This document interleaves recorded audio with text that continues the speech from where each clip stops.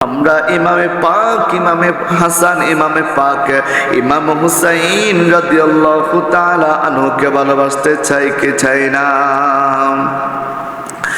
এই জন্য বুঝিরা গো, একদিন হযরতে ইমাম হুসাইন রাদিয়াল্লাহু তাআলা আনহু আমার নবীর দরবারে আয়েশা বলতেছে, ইয়া রাসূলুল্লাহ, ইয়া হাবিবাল্লাহ, নানাজি গো, ও নানাজি, আমার তো ঘোড়া ছুটতে মন চাচ্ছে, কোথা থেকে ঘোড়া পাবো? আব্বুর কাছে টাকা নাই, আম্মুর কাছে পয়সা নাই।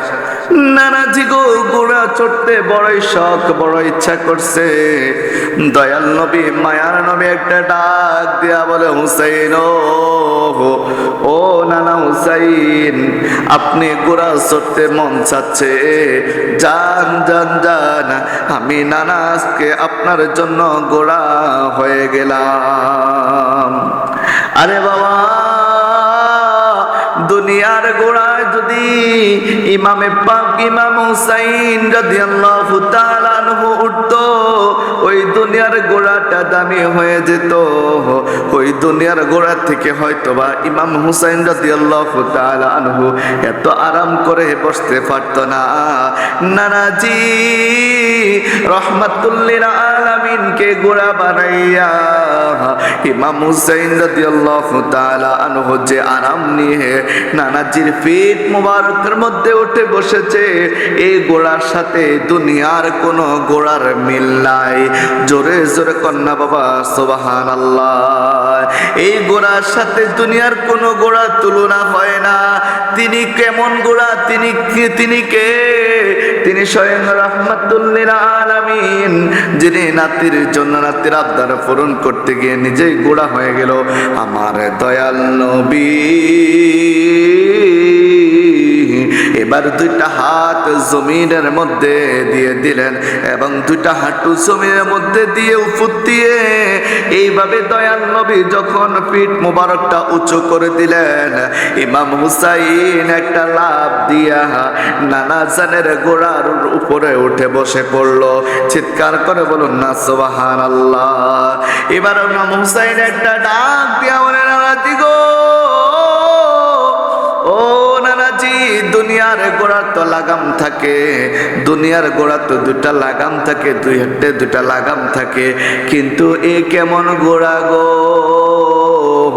ও নানাজি, এটা কেমন ঘোড়া যে ঘোড়ার মধ্যে কোনো লাগাম নাই, যে ঘোড়ার মধ্যে কোনো রশি নাই? আমি ঘোড়া কিভাবে এদিক সেদিক নিব? নবী আমার একটা ডাক দিয়া কয়, হুসাইন, আপনি ঘোড়ার লাগাম চাচ্ছেন, আমি নবীজি আপনার জন্য ঘোড়ার লাগামের ব্যবস্থা করে দিলাম।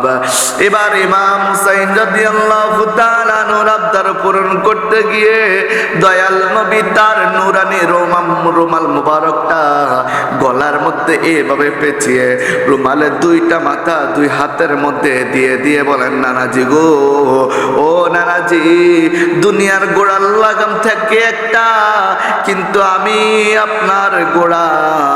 ও নানাজি গো, আপনার সে স্বপ্নের গোড়া, আমি আপনার নানা। আমার গোড়ার লাগাম দুই হাতে দুইটা লাগাম দিয়ে দিলাম, যান এবার এই দুইটার লাগাম নিয়ে আপনি যেভাবে বলেন সেভাবে আপনার গোড়া এদিক সেদিক যাবে। চিৎকার করে বলুন না সুবহানাল্লাহ। এবার ইমাম হুসাইন যখন নানাজির গোড়ার লাগামটা হাতে নিয়ে এবার যখন গোড়া চলে না, দুই পায়ের দুটা বৃদ্ধা আঙ্গুল দিয়া নানাজির পগল মোবারকের মধ্যে কাতু কতু দেয়, আর নানাজি গোড়া চলতে থাকে। কেমন নানাজির গোড়া, যে নানাজি নিজে গোড়া হয়ে গেল নাতির জন্য। কেমন নাতি, কেমন নানা, রহমাতুল লিল আলামিন, কেমন হুসাইন, যিনি হবে আল হাসান আল হুসাইন সাইয়্যিদা শাবাবি আহলিল জান্নাহ, যিনি হবে জান্নাতি রমণীদের সরদারিনী, যিনি হবে জান্নাতের যুবকদের সরদার। এই কেমন গোড়া গো, হে কেমন নাতি গো। এইভাবে আমার দয়াল নবী ইমাম হুসাইনকে ভালোবাসতেন।